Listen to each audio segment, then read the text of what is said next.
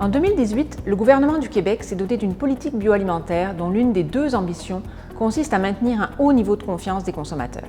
Pour suivre périodiquement cette confiance, le Cyrano a développé un outil de mesure, le baromètre de la confiance des consommateurs québécois à l'égard des aliments. C'est vraiment un outil incontournable pour la prise de décision pour l'ensemble des parties prenantes du secteur alimentaire.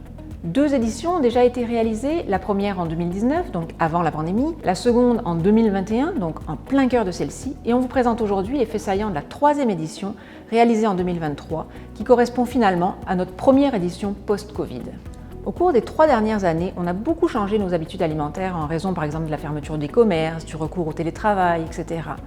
Parlons déjà des habitudes qui n'ont pas perduré. Tout d'abord, alors que manger était devenu presque plus un plaisir qu'une nécessité au cœur de la pandémie, aujourd'hui on revient aux proportions de 2019, c'est-à-dire que manger est avant tout une nécessité pour 57% des Québécois. Aussi, même si l'achat de plats à emporter dans les restaurants était devenu de plus en plus populaire pendant la crise sanitaire en raison de la fermeture des salles de restaurants, cette habitude est finalement elle aussi revenue à son niveau de 2019. A l'inverse, on voit que certaines habitudes acquises pendant la pandémie ont perduré dans le temps. Par exemple, l'épicerie en ligne, une tendance qui a émergé en début de pandémie. Les Québécois ont aussi conservé la bonne habitude qu'ils avaient acquise pendant la pandémie de cuisiner des plats maison. 88% déclarent d'ailleurs manger toujours ou souvent des plats cuisinés à la maison au cours d'une semaine normale. Les changements d'habitudes alimentaires que nous observons dans le baromètre 2023 de la confiance des consommateurs québécois peuvent aussi être expliqués par le contexte inflationniste dans lequel nous nous trouvons. C'est 91%, donc presque toute la population qui fait d'ailleurs ce constat d'une augmentation du prix des aliments. Mais ce qu'il est important de noter, c'est que 80% de nos répondants déclarent être plutôt ou très préoccupés par le prix des aliments. Et c'est d'ailleurs la première préoccupation parmi les 38 enjeux que nous avions proposés dans le baromètre. Tous les niveaux de préoccupation ont baissé entre 2021 et 2023, sauf le prix qui a vu son niveau de préoccupation augmenter. Donc on peut se poser la question, comment les Québécois réagissent-ils à l'augmentation du prix des aliments? Ce que l'on voit, évidemment, c'est que ils changent leur comportement d'achat et je vais vous l'illustrer avec 5 changements importants. Donc le premier changement que l'on a vu est qu'ils achètent plus souvent des aliments en spécial. Deuxièmement, les Québécois déclarent manger moins souvent au restaurant. Troisièmement, en 2023, ils déclarent faire plus souvent leurs courses dans les bannières à escompte. Super C, Maxi, Walmart. Un 4e changement est que les consommateurs s'efforcent de réduire le gaspillage alimentaire. 5e, les consommateurs affirment se tourner davantage vers les marques maison. Cela semble logique, considérant que seulement 4% des Québécois déclarent que payer un aliment plus cher garantit nécessairement un produit de meilleure qualité.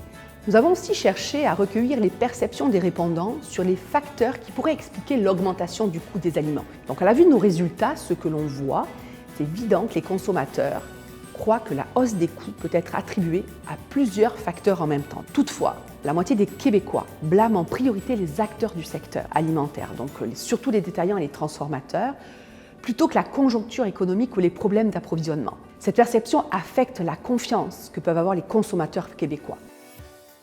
Voyons d'ailleurs l'image que se font les Québécois des différentes entreprises du secteur alimentaire. Je vais vous donner quelques éléments que je trouve importants. Tout d'abord, si on compare les 3 acteurs principaux du secteur, à savoir les producteurs, les transformateurs et les détaillants, ce sont les entreprises agricoles québécoises qui bénéficient des plus hauts niveaux de confiance de la part des consommateurs. Ce qu'on remarque également, c'est que la confiance dans les entreprises du secteur est relativement élevée. Par contre, comme on a déjà pu le voir sur d'autres indicateurs du baromètre, il y a vraiment un effet de la pandémie qui est observable ici aussi. Les niveaux de confiance envers les entreprises du secteur avaient tous augmenté entre 2019 et 2021, puis ils ont tous baissé en 2023, alors à des niveaux semblables ou inférieurs à avant la pandémie, dépendamment du sujet traité. Finalement, il convient de souligner un dernier point très important, à savoir que la confiance est la plus faible lorsqu'on parle de la mise en place de pratiques en lien avec la protection de l'environnement et au bien-être animal. Ceci est vrai peu importe l'acteur. Alors dans un tel contexte, comment peut-on rétablir la confiance? Quelles mesures pourraient rassurer la population quant à la prise en compte de l'environnement dans les pratiques des entreprises alimentaires?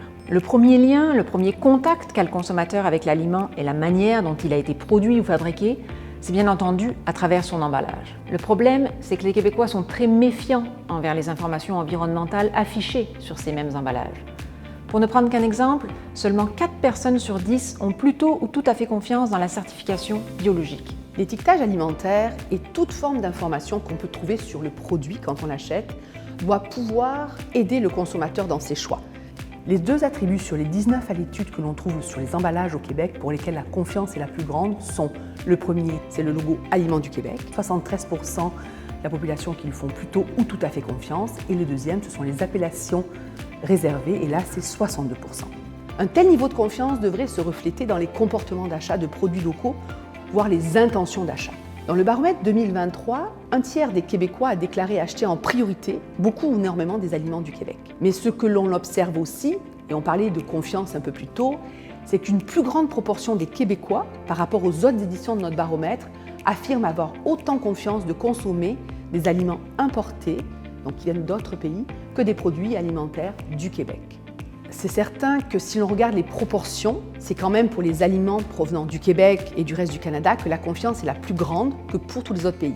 Cette édition 2023 du baromètre de la confiance des consommateurs québécois à l'égard des aliments nous éclaire sur les niveaux de perception et de comportement des Québécois et surtout sur leur évolution à travers le temps. À première vue, les Québécois semblent plus critiques par rapport au secteur alimentaire que lors de l'édition 2021.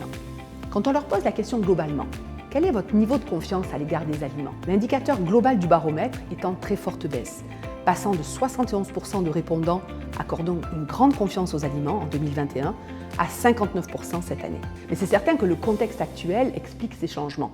Ce qu'il faut retenir, c'est que 77% des Québécois considèrent toujours le secteur alimentaire comme un service essentiel.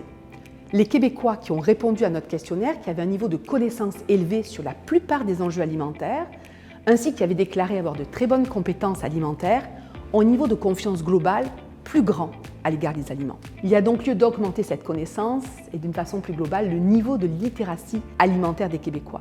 Et la bonne nouvelle, c'est ce que semblent vouloir les Québécois. 2 sur 3 ont répondu vouloir plus d'informations sur les enjeux alimentaires. Il y a donc lieu à ce que tous les acteurs du secteur bioalimentaire travaillent ensemble pour faire progresser le secteur au bénéfice des consommateurs, mais aussi de chaque maillon de la chaîne, ce qui conduira à améliorer la prospérité du Québec.